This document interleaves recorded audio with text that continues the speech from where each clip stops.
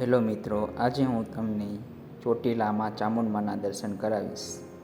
આ જોઈ શકો છો તમે, ડુંગરની એક્ઝેક્ટ સામે મુખ્ય બજાર છે, જ્યાં તમે ખરીદી કરી શકો છો. અહીંથી મંદિરની સીડીઓ પગથિયા ચાલુ થાય છે. આ પગથિયા છે લગભગ 500 આજુબાજુ છે, એક્ઝેક્ટ નથી ખબર, 500 આજુબાજુ છે. ઉપર ચડતી વખતે તમે ખાસ ધ્યાન રાખજો મિત્રો, પાણીની બોટલ સાથે રાખજો, કેમ કે ઉપર ક્યાંય પાણી મળતું નથી. મળે છે પણ એ ખારું હોય છે, જે પીવાલાયક હોતું નથી. એટલે ખાસ તમે ચડતી વખતે પાણીની બોટલ સાથે રાખવી.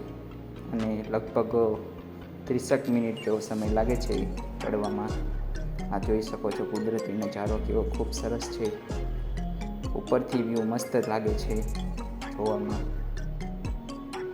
ખરેખર અદ્ભુત નજારો છે.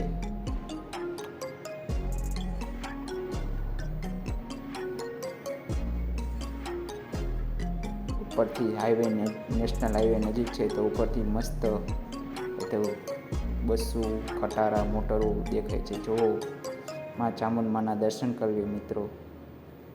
જય ચામુંડમાં કોમેન્ટમાં પણ લખજો, જય ચામુંડમાં.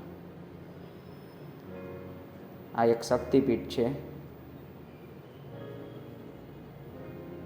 એક આસ્થાનું કેન્દ્ર છે, જ્યાં શાંતિ મળે છે, મનને પ્રસન્ન થઈ દર્શન કરો એટલે મન પ્રફુલ્લિત રહે. અહીંથી મંદિરની બહાર નીકળતા આ એક સેલ્ફી પોઈન્ટ ટાઈપ છે, ધજા છે, જ્યાં લોકો ફોટા પાડે છે, સેલ્ફી લે છે. તમે પણ અહીં ફોટા પાડજો, સેલ્ફી લેજો, અને મસ્ત વ્યૂ છે, જોઈ શકો છો.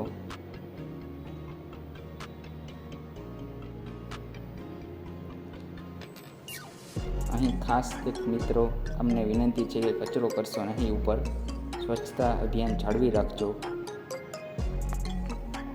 જોઈ શકો છો કેવો કુદરતી નજારો છે ઉપરથી, અદ્ભુત. તમે પણ અહીં જરૂર આવજો મા ચોટીલા ચામુંડમાના દર્શન કરવા અને આશીર્વાદ લેવા. ઉનાળામાં આવવાનું ટાળજો, કેમ કે ગરમી બહુ હોય છે. બને ત્યાં સુધી શિયાળામાં આવું ફરવા, કેમ કે ઉનાળામાં બહુ ગરમી હોય છે તો ચડવામાં તકલીફ થઈ શકે છે. જો આ મુખ્ય બજાર છે, જ્યાં તમે પિત્તળની મૂર્તિઓ આ તે બધું ખરીદી શકો છો. જે મંદિરની એક્ઝેક્ટ સામે જ છે. કંકુની ડબ્બી, રમકડા ઇત્યાદિ તમારે જે કંઈ ખરીદી કરી હોય તે કરી શકો છો. આ મુખ્ય બજાર છે, જે ડુંગરની સામે જ છે. અને હાલ તુરંત પૂરતો આ વિડીયો અહીં સમાપ્ત કરું છું. અને કમેન્ટમાં જણાવજો કેવો વિડીયો લાગ્યો. જય ચોટીલા ચામુંડમાં.